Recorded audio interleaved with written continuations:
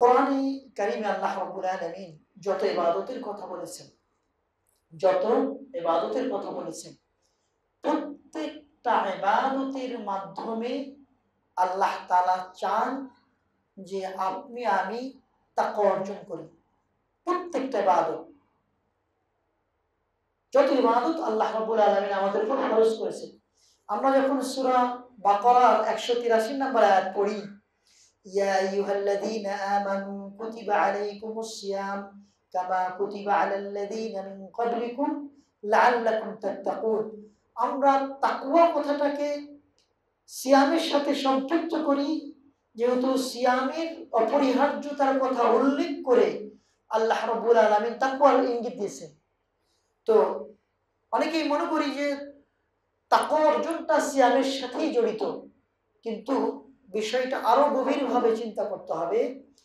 আল্লাহ রাব্বুল আলামিন সূরা বাকারার মধ্যে সর্বপ্রথম যে আদেশ করেছেন, মানে টোটাল কোরআনের মধ্যে যে আদেশ এসেছে, এটি সূরা বাকারার মধ্যে ইয়া আইয়ুহান নাসু উবুদু রাব্বাকুমুল্লাযী খালাকাকুম ওয়াল্লাযীনা মিন ক্বাবলিকুম লাআল্লাকুম তাত্তাকুন। আমি যেটা বোঝাতে চাচ্ছি, যত ইবাদত আল্লাহ তাআলা ফরজ করেছেন, অব্লিগেটরি করেছেন, আবশ্যকীয় করেছেন, সেটা সালাত হতে পারে, যাকাত আদায় হতে পারে, আপনার হজ উমরা হতে পারে, দান মানে সাদকা হতে পারে, সকল ইবাদতের সাথে তাকওয়া জড়িত। হয়তোবা শুধু মনে করবেন যে সিয়ামের সাথে সাদকা জড়িতটা না, আমি একটু ডিপলি বোঝাতে চেষ্টা করছি। তাহলে যত ইবাদত আছে, সকল ইবাদতের মাধ্যমে তাকওয়া অর্জন হয়। তার প্রমাণ আয়াত, ইয়া আইয়ুহান নাসু উবুদু রাব্বাকুমুল্লাযী খালাকাকুম ওয়াল্লাযীনা মিন ক্বাবলিকুম। হে মানুষ সকল, আল্লাহ বলছেন ইয়া আইয়ুহান নাসু উবুদু, হে মানুষ সকল, পৃথিবীর সমস্ত মানুষকে আল্লাহ তাআলা খিতাব করেছেন যে উবুদু রাব্বাকুম, তোমাদের রবের ইবাদত করো। ইবাদত কোনগুলি বলেন তো? দোয়া, সালাত, সিয়াম, যাকাত, কালিমা, তাই না? সবই তো ইবাদত। আশা, তাওয়াক্কুল, ভয়, ভীতি, আল্লাহর জন্য আরেকজনকে মহব্বত করা, ভালোবাসা, আল্লাহকে ভালোবাসা, সবকিছু ইবাদত না? কুরবানি, ঈদ, সিয়াম, সবকিছু ইবাদত। তো এই ইবাদতগুলির মাধ্যমে আল্লাহ বলছেন ইয়া আইয়ুহান নাসু উবুদু রাব্বাকুম, তোমাদের রবের ইবাদত করো, ওয়াল্লাযীনা মিন ক্বাবলিকুম, আল্লাহ তাআলা আমাদেরকে বলেছেন এবং আমাদের পূর্ব সকল মানুষকে বলেছেন। উদ্দেশ্য কি? লাআল্লাকুম তাত্তাকুন, আল্লাহ তাআলা বলছেন যাতে তোমরা তাকওয়া অর্জন করতে পারো। তাহলে কি এই তাকওয়া অর্জনটা কি সিয়ামের সাথে সম্পৃক্ত? শুধু সিয়ামের সাথে করেছেন না আরো অন্যান্য ইবাদতের সাথে করেছেন? জি। এখানে একটা বিষয়, তাহলে আল্লাহ রাব্বুল আলামিন যত ইবাদত আল্লাহ আমাদের দিয়েছেন, প্রত্যেকটা ইবাদতের মাধ্যমে কি চেয়েছেন? আমরা যেন ভয় ভীতি, তাকওয়া, সংযমী, মুত্তাকি, পরেজগারিত্ব, সতর্কতা অবলম্বন করতে পারি। আচ্ছা, তারপরে আল্লাহ রাব্বুল আলামিন তিনি তাকওয়ার কথা বলতে গিয়ে কোরআনে কারিমে হোক অথবা সুন্নাতে হোক, তাকওয়ার কিছু শব্দ আল্লাহ তাআলা শরীয়তের বিভিন্ন জায়গায় ব্যবহার করেছে। কি আওয়াজ জোরে হচ্ছে? এটা কি কমে গিয়েছে? ঠিক আছে। আচ্ছা, আল্লাহ তাআলা কোরআনে কারিমে এবং নবী সাল্লাল্লাহু আলাইহি ওয়াসাল্লাম সুন্নতের মধ্যে তাকওয়া সংশ্লিষ্ট কিছু শব্দ, কিছু বাক্য ব্যবহার করেছেন। তার মধ্যে একটা হলো খাউফ। এটা কি? খাউফ। এর মাধ্যমে তাকওয়া বোঝাবে। খাউফ মানে ভয় ভীতি। আল্লাহকে যদি ভয় করি, দাবি করি আমরা, অবশ্যই বোঝাবে যে আল্লাহ তাআলার তাকওয়া অর্জন সংযমী হতে চেষ্টা করছেন। অথবা আপনি যদি মনে করেন যে এই তাকওয়া শব্দ দ্বারা আল্লাহ তাআলা কোরআনে উল্লেখ করেছেন খাশিয়া, প্রত্যেকটা দলিল আছে খাশিয়া। খাশিয়া মানেও হলো আপনার এটি আরেকটি শব্দ বা প্রতিশব্দ, যেটাকে কোরআনে কারিমে আল্লাহ তাআলা বিভিন্নভাবে উল্লেখ করেছেন, যার অর্থ তাকওয়া। আচ্ছা, আল্লাহ তাআলা কোরআনে কারিমে একটা আয়াত নাজিল করেছেন দুইটা আয়াতের সমন্বয়ে সূরা ইউনূসের ৬২ এবং ৬৩ নম্বর আয়াত।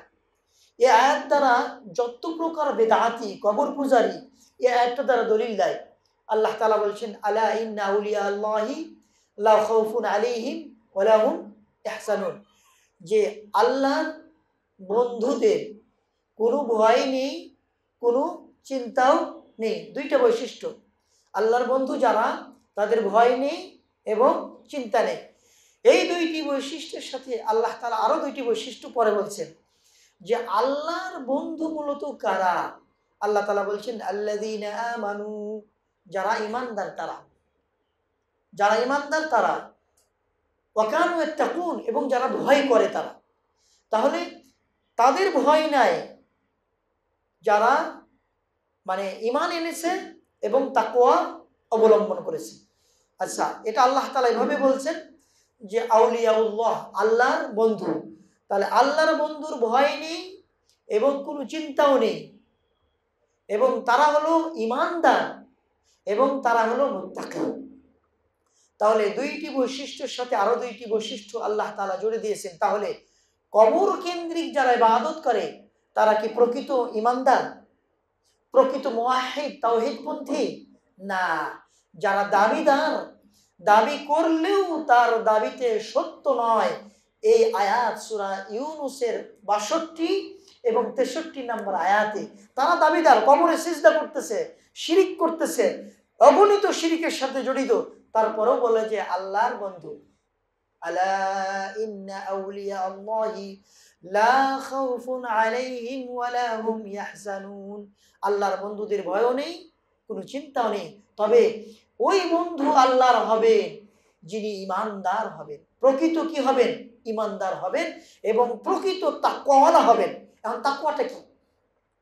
তাকওয়াটাই বলছিলাম ভয়, আল্লাহর ভীতি। আর তাকওয়াটাই বলছিলাম যে খাশিয়া। দলিল কি? সূরা রহমান, সূরা রহমানের মধ্যে সূরা রহমানের মধ্যে একটা আয়াত এসেছে, ইন্নামা তুনযিরু মানিত্তাবা'a যিকরা ওয়া খাশিয়ার রহমান বিল গায়ব, তুমি তাদেরকেই সতর্ক করো। আল্লাহ তাআলা বলছেন নবীকে, তুমি তাদেরকেই সতর্ক করো যারা ইন্নামা তুনযিরু মানিত্তাবা'a যিকরা, যারা কোরআন এবং সুন্নাহকে অনুসরণ করে, তারা তাদেরকে কি করো? ভয় ভীতি সতর্ক করো। ওয়া খাশিয়ার রহমান বিল গায়ব, যারা দয়াময় আল্লাহকে ভয় করে অদৃশ্যে। তাহলে আমরা যে সিয়াম রেখেছি এটা কিসের ভয়ে রেখেছি? অদৃশ্য আল্লাহকে। আমরা কি আল্লাহকে দেখেছি? আল্লাহকে কেউ দেখেছেন? এটাও সত্য, আল্লাহর নবী সাল্লাল্লাহু আলাইহি ওয়াসাল্লামকে বলা হয় যে তিনি তার রবকে দেখেছেন, কিন্তু সরাসরি তার রবকে দেখেন নাই, এটাই সত্য। অন্যান্য বর্ণনা এসেছে যে কিন্তু সরাসরি দেখেন নাই, আল্লাহ তাআলার সিফাত দেখেছেন। আল্লাহ তাআলা মানে যে সমস্ত বৈশিষ্ট্যের কথা বলা হয়েছে, মুসা আলাইহিস সালাম তিনি যে অজ্ঞান হয়ে পড়লেন, আল্লাহ বললেন লান তারানি, মুসা তুমি আমাকে দেখতে পারবেন না। দেখেন এই আয়াতের মাধ্যমে একদল লোক গুমরা হয়ে গেল, মুতাজিলা আকীদা পোষণ করলো যে না, আল্লাহকে দেখাই যাবে না। কিন্তু আল্লাহ তাআলা আপনাকে আমাকে দুনিয়ার যে মালমেটাল দ্বারা তৈরি করেছেন, এই মালমেটাল, এই পদার্থ, এই ধরনের সৃষ্টির প্রক্রিয়া দ্বারা আল্লাহকে দেখা সম্ভব নয়, মানে দুনিয়াতে দেখা সম্ভব নয়। তার প্রমাণ আল্লাহর নবী সাল্লাল্লাহু আলাইহি ওয়াসাল্লাম বলেছেন পরকালে আল্লাহকে দেখতে পাবো, তাই না? তো এই আল্লাহ তাআলা মুসা আলাইহিস সালাম যখন আল্লাহকে দেখতে চাইলেন, আল্লাহকে দেখতে পান নাই, তবে তার কোন সিফাত দেখেছেন। পরিপূর্ণ আল্লাহ তাআলাকে এভাবে তার জাতকে দেখতে পান নাই। তো যাই হোক, যেটা আমরা বলছিলাম যে তাকওয়া বিষয়টা আল্লাহ রাব্বুল আলামিন সূরা রহমানের মধ্যে বললেন যে ইন্নামা তুনযিরু মানিত্তাবা'a যিকরা, তুমি তাদেরকেই সতর্ক করো যারা কি ইত্তিবা'a যিকরা মানে কোরআন এবং সুন্নাহকে অনুসরণ করে, ওয়া খাশিয়া রহমান বিল গায়ব, এবং যারা রহমান দয়াময় আল্লাহকে অদৃশ্যে ভয় করে। দেখেন তাকওয়ার সাথে সম্পর্ক খাশিয়া কথাটা, মানে যারা ভয় করে, খাশিয়া মানে আল্লাহকে ভয় করে। তারপরে বলা হয়েছে যে এই তাকওয়ার আরো মানে অর্থ, যে আর একটা অর্থ বলছিলাম যে আল্লাহকে ভয় করা। আল্লাহ রাব্বুল আলামিন সূরা রহমানের ৪৬ নম্বর আয়াতে বলছেন, ওয়ালিমান খাফা মাকাম রাব্বিহি জান্নাতান, যারা আল্লাহকে ভয় করবে, যারা আল্লাহ রাব্বুল আলামিন মানে রবের সম্মুখে দাঁড়ানোকে যারা ভয় করে, তাদের জন্য রয়েছে 2টি জান্নাত। তাহলে আল্লাহর ভয়ে ভীত হওয়া, আল্লাহর যে খাশিয়া, তার ভয়, তার অনুগত হয়ে তার প্রত্যেকটি বিধানের আপনার বাস্তবায়ন করা, এটা কোনো আল্লাহর ভয় থেকেই হয়। তো এই যেই ব্যক্তি এই কাজ করবে, আল্লাহ তাআলা বলছেন ওয়ালিমান খাফা মাকামা রাব্বিহি, যে তার প্রভুর সামনে দণ্ডায়মান হওয়াকে ভয় করে, জান্নাতান, তার জন্য 2টি জান্নাত। তাহলে ভয়, ভীতি, তাকওয়া অর্জন, এ সমস্ত শব্দ ছড়া অন্য কোনো ক্ষেত্রে আল্লাহ রাব্বুল আলামিন বলেন নাই তার জন্য কি একাধিক জান্নাতের কথা। তো এখানে আল্লাহর ভয়, আল্লাহ ভীতি, আল্লাহকে সালামতুল্লাহ। তো একটা বিষয়, আরেকটা বিষয় হলো আল্লাহ রাব্বুল আলামিন তার প্রতি ঈমান আনা এবং তাকে ভয় করা এবং সত্য কথা বলা, এগুলি কিন্তু একটা আরেকটার সাথে সম্পৃক্ত। সূরা আহজাবের 70 নম্বর আয়াত আল্লাহ তাআলা বলেছেন, ইয়া আইয়ুহাল্লাযীনা আমানুত্তাকুল্লাহ। আমি জাস্ট আয়াতগুলি আগে নিয়ে আসছি।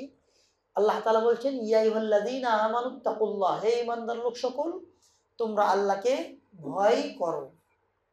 তারপরে বলছেন ওয়াকুলু কাওলান সাদীদা, যে তারপরে তিনি বলছেন তোমরা হক কথা বলো। কাউলুস সাদীদ, পৃথিবীর কোনো মানুষ সন্তুষ্ট হলো আপনার কথা শুনে দেখে এটা বিষয় না, বরং আপনার মালিক সন্তুষ্ট হলো কিনা সেটা কি বলা হয়েছে, আল কাউলুস সাদীদ। আল কাউল আস-সাদীদ, হক কথা, সত্য কথা। তো যে কথাটা আমরা বলছিলাম যে সত্য কথা বলার মানুষ খুব কম।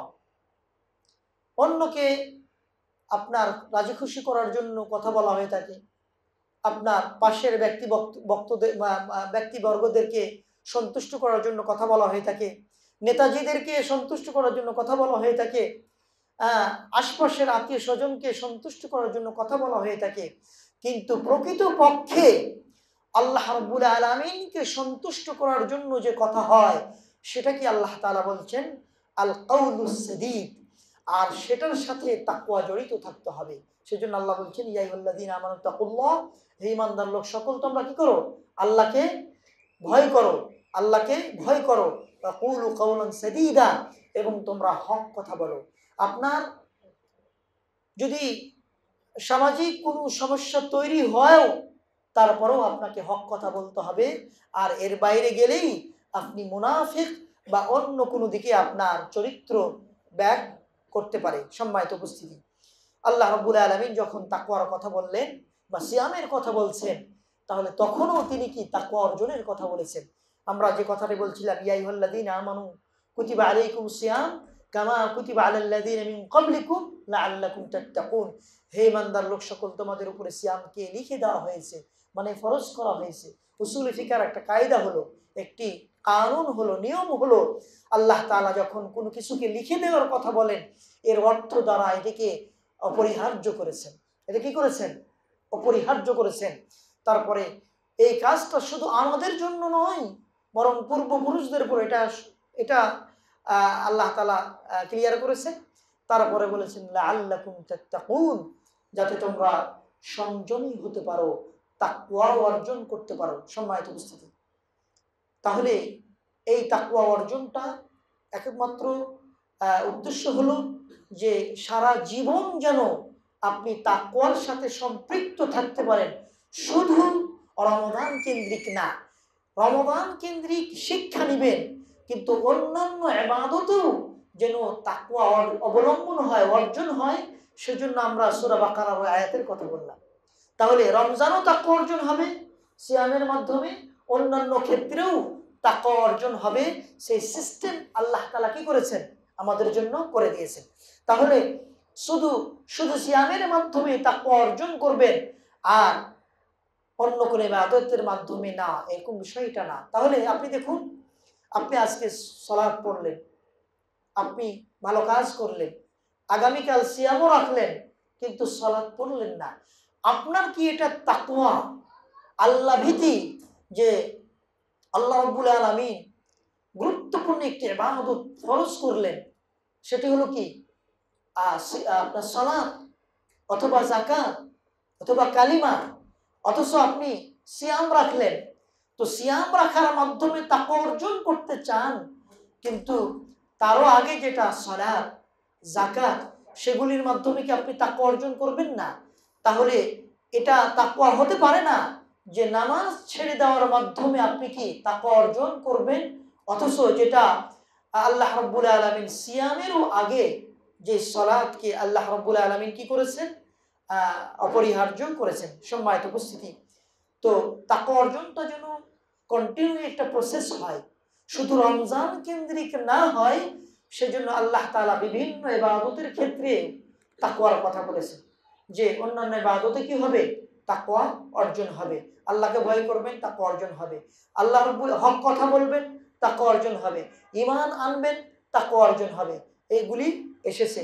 তো আল্লাহ রাসূল সাল্লাল্লাহু আলাইহি ওয়াসাল্লামকে বিশুদ্ধ হাদিসে একজন সাহাবী সুফিয়ান ইবনে আব্দুল্লাহ সাকাফি রাদিয়াল্লাহু তাআলা জিজ্ঞেস করেছিলেন, হে আল্লাহর নবী, আপনি এমন একটি কথা বলুন যে এরপর পৃথিবীর কোনো মানুষকে প্রশ্ন করা, জিজ্ঞেস করা আর প্রয়োজন যেন না হয়। মানে যে কথাটা আপনি আমাকে শিখিয়ে দিবেন, যে বাক্যটা আপনি আমাকে শিখিয়ে দিবেন, এটা আমার জীবনের জন্য গুরুত্বপূর্ণ শিক্ষা হয়, এরপর পৃথিবীর কোনো মানুষকে প্রশ্ন করা, জিজ্ঞেস করার জন্য আর প্রয়োজন না হয়।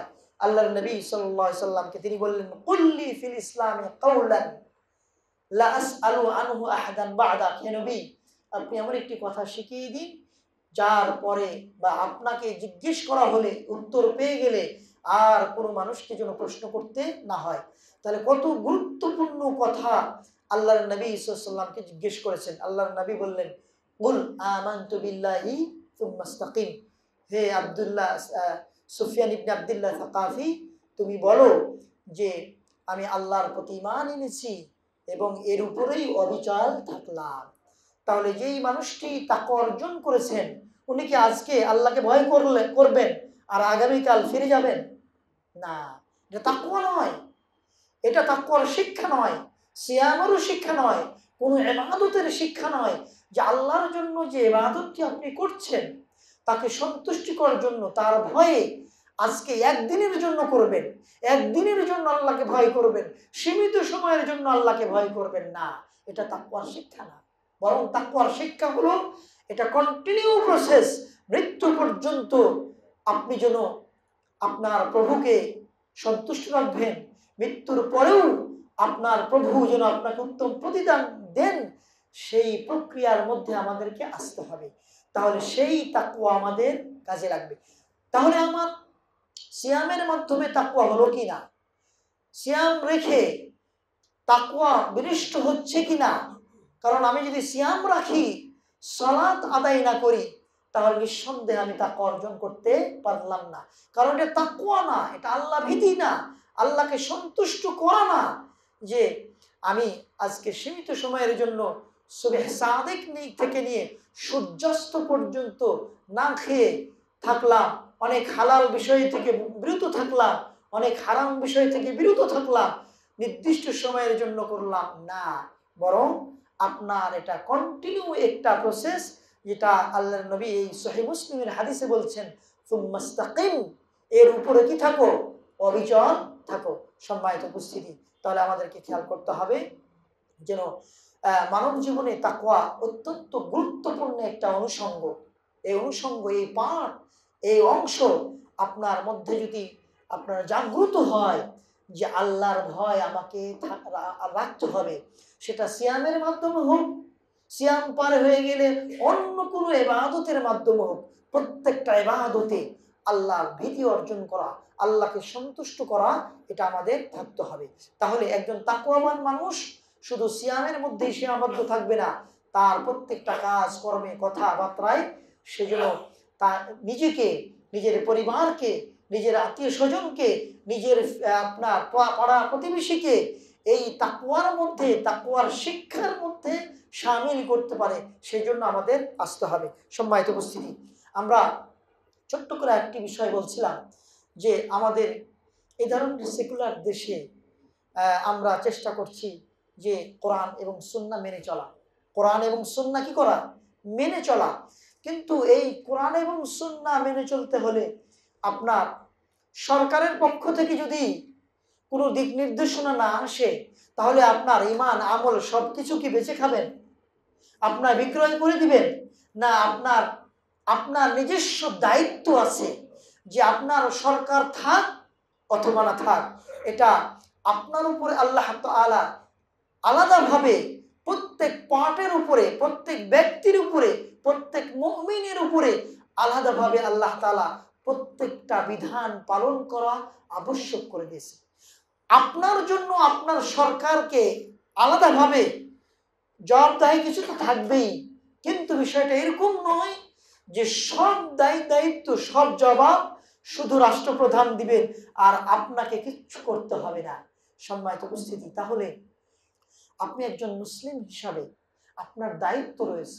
আপনি কিভাবে ইসলাম পালন করবেন, কিভাবে দ্বীন মানবেন, কিভাবে আপনার বডিকে ইসলামী ধাঁচে আপনি পরিচালনা করবেন, আপনার পরিবার পরিজনকে কিভাবে পরিচালনা করবেন, আল্লাহ তাআলা সূরাতুত তাহরিমে বলে দিয়েছেন, ইয়া আইয়ুহাল্লাযীনা আমানু কু আনফুসাকুম ওয়া আহলিকুম নারা, হে ঈমানদার লোক সকল, তোমরা কু আনফুসাকুম, তোমরা আল্লাহকে ভয় করো, ওয়া আহলিকুম, তোমাদের পরিবার পরিজনকে জাহান্নামের আগুন থেকে বাঁচাও, আল্লাহ তাআলা বলেছেন। এখন নিজে বাঁচবেন এবং পরিবার পরিজনকে জাহান্নামের আগুন থেকে বাঁচাতে হবে, এটা সরকারের কিছু দায়িত্ব আছে ঠিক, কিন্তু পুরোপুরি দায়িত্বটা আপনার।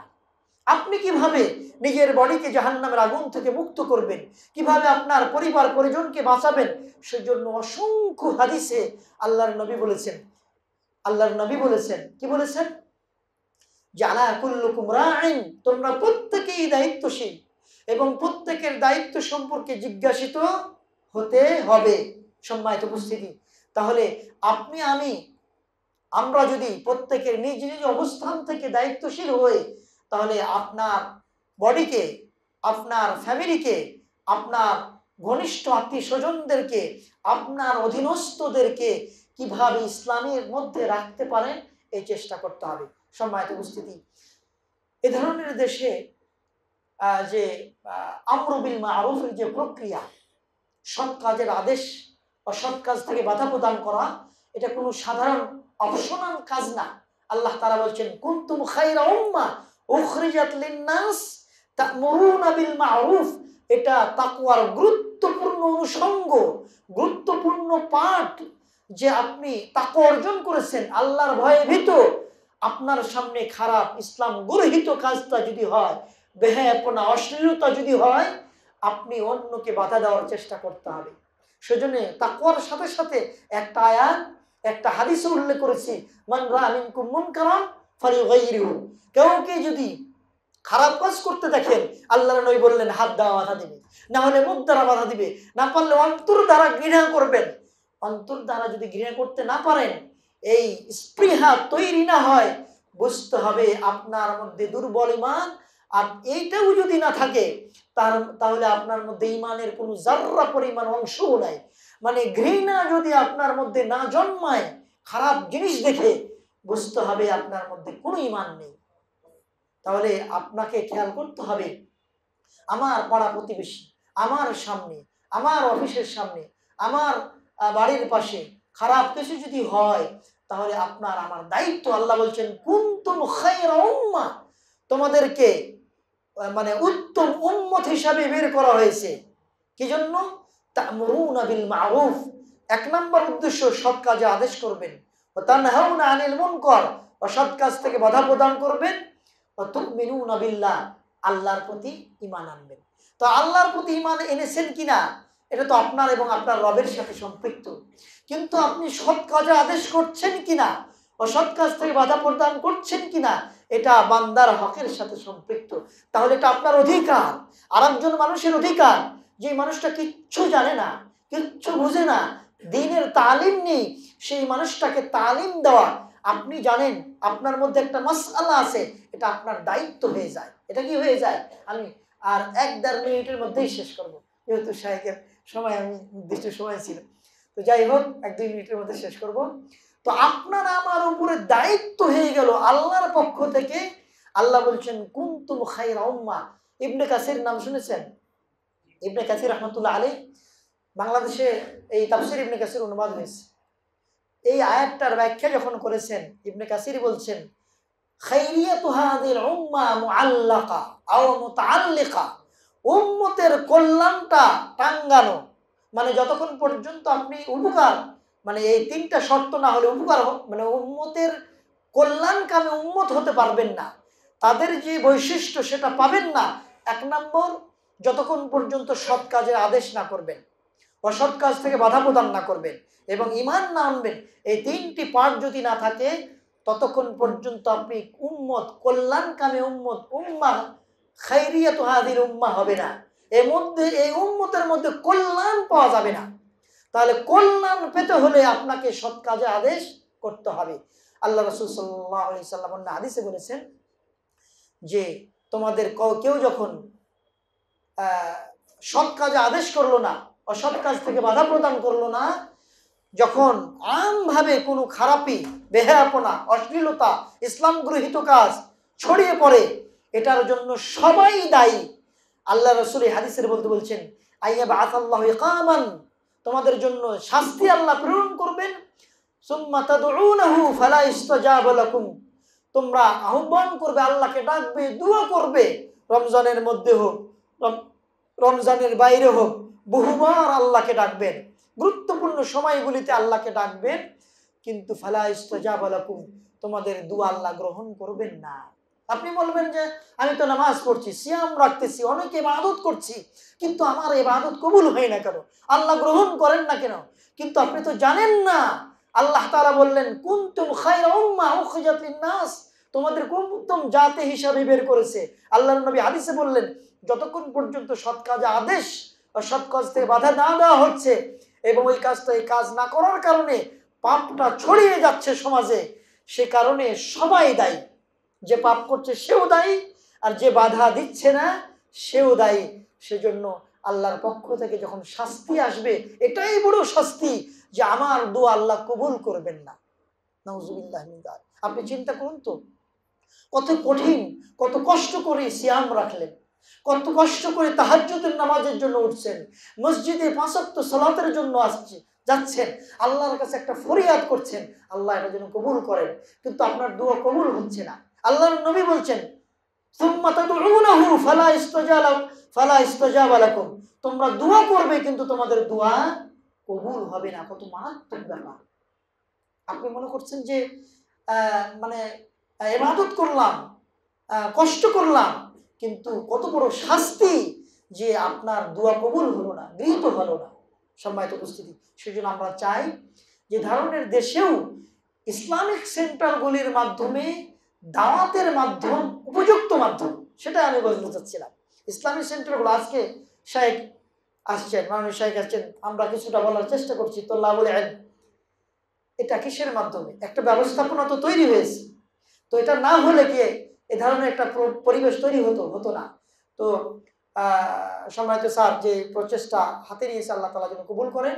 আমরা চাচ্ছি যে এই ধরনের ইসলামিক সেন্টার আরো অসংখ্য পাড়া মহল্লায় গড়ে উঠুক, তাহলে একে অপরে সম্পৃক্ত থাকার একটা মাধ্যম, দিনদার ভাইদের মানে একত্রিত হওয়ার একটা মাধ্যম, একটা পরিবেশ তৈরি হয়। দেখেন, এখানে আমরা প্রায় 1-2 ঘন্টা অবস্থান করব, ইফতার করে আমরা যাব, কথাবার্তা হবে, হয়তো আপনার বন্ধুর সাথে গত 1 মাসে দেখা হয় নাই, এই সুবাদে দেখা হয়ে গেল, মুমিনদের কানেকশন, এটাই তো মুহাব্বতের বিষয়। আল্লাহ তাআলা যেন আমাদেরকে কবুল করেন। হয়তো আরো কিছু সময় পেলে কিছু কথা বলার সুযোগ ছিল, তো উনিও অবশ্যই আমাদের সম্মানিত মেহমান শাইখ ডক্টর ইমাম হোসেন কথা বলবেন ইনশাআল্লাহ। আল্লাহ রাব্বুল আলামিন আমাদের ক্ষুদ্র ক্ষুদ্র প্রয়াসগুলো যেন কবুল করেন। সেন্টারের নাম কি? এডুকেশন এডুকেশন সেন্টার উত্তরা তাদের খিদমতগুলোর জন্য আল্লাহ তাআলা কবুল করেন, আমিন। বিশেষভাবে আপনারা যারা এসেছেন, আপনারা যারা সময় দিয়েছেন, আপনারা যারা দোয়া করছেন, আপনারা যারা অর্থনৈতিকভাবে জড়িত, আল্লাহ তাআলা সবাইকে যেন কবুল করে দেন। আমাদের মা এবং বোনেরা যারা আমাদের এই এডুকেশন সেন্টারে উপস্থিত হয়েছেন, আল্লাহ তাআলা তাদের আশা বসা, তাদের কিছু কথা শোনাকে জন্য আল্লাহ তাআলা কবুল করে নেন, পরকালে নাজাতের ফায়সালা হিসাবে কবুল করেন, আমিন। আল্লাহ তাআলা এই ধরনের ইসলামী দাওয়াত সেন্টারে সম্পৃক্ত থাকার তৌফিক দান করেন, আরো বেশি বেশি এগুলিকে পাশে থেকে উদ্বুদ্ধ করার তৌফিক দান করেন, আমি এই বলেই আমি আমার সংক্ষিপ্ত আলোচনা শেষ করলাম। আসসালামু আলাইকুম রহমতুল্লাহি ওয়া বারাকাতুহু।